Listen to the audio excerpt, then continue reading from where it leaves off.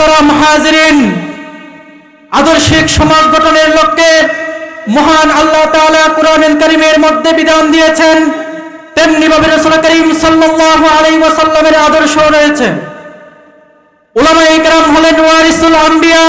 কিয়ামত পর্যন্ত আর কোন নবী রাসূল আসবেন না। নবী রাসূলের জ্ঞান ও কর্মের গুরুত্বপূর্ণ দায়িত্ব পালন করছেন উলামায়ে কেরাম। সময়ের চাহিদা পূরণ ও যুগের চ্যালেঞ্জ মোকাবেলায় উলামায়ে কেরামের দায়িত্বের পরিধি ব্যাপক।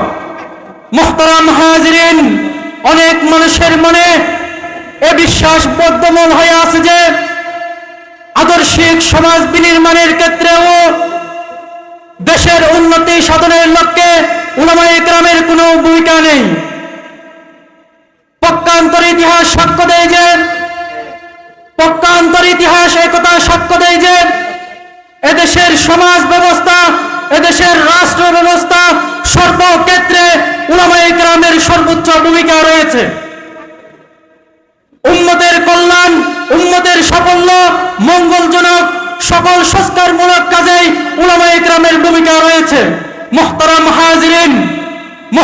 হাজিরিন, অত্যন্ত পরিতাপের বিষয় হলো উলামায়ে কেরামের ভূমিকা।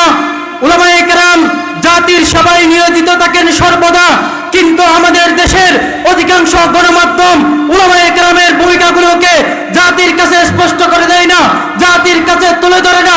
এই কারণে জাতি উম্মাহ উলামায়ে কেরামের ভূমিকা নিয়ে সচেতন হয়নি।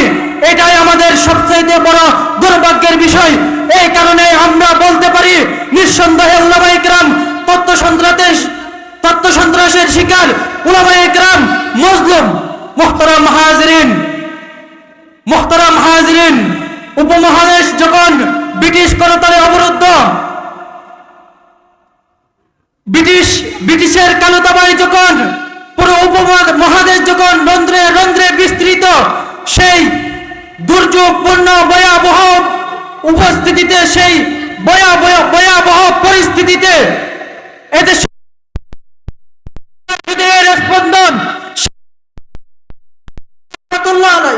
তাদের বিষাক্ত সমূল থেকে জাতিকে রক্ষা করার জন্য যে কাফেলা গঠন করেছিলেন, সেই তাত্ত্বিক, সেই গুরুত্বপূর্ণ সংগ্রামী কাফেলার তিনি প্রাণ পুরুষ হয়ে রেশমি রুমাল আন্দোলনের নেতৃত্ব দিয়ে জাতিকে তাদের বিজাতীয় অপসংস্কৃতি থেকে হেফাজত করেছিলেন, উদ্ধার করেছিলেন। মুহতারাম হাজিরিন, সেই রেশমি রুমাল আন্দোলনের মোড়ে আরো যারা ছিল, হযরত কাসেম নানবী রাহমাতুল্লাহি আলাইহি, শাহ আব্দুল আজিজ দেহলভী রাহমাতুল্লাহি আলাইহি, মাহমুদুল হাসান দেওবন্দি রাহমাতুল্লাহি আলাইহি, হুসাইন আহমদ মাদানী রাহমাতুল্লাহি আলাইহি প্রমুখ মনীষীগণ। মুহতারাম হাজিরিন, এদেশের আদর্শিক সমাজ গঠনের লক্ষ্যে যে সকল উলামায়ে কেরামদের অবদান রয়েছে, তার মধ্যে হাজী শরীয়তুল্লাহ রাহমাতুল্লাহি আলাইহি ছিলেন। মুহতারাম হাজিরিন, 1997 সালে শাইখুল ইসলাম, শাইখুল হাদিস আজিজুল হক রাহমাতুল্লাহি আলাইহি ও মুফতি আমিনী রাহমাতুল্লাহি আলাইহির মাধ্যমে ঐতিহাসিক কালেমা কথিত হাতে ঐতিহাসিক বাবরি মসজিদ রক্ষার আন্দোলন হয়েছিল।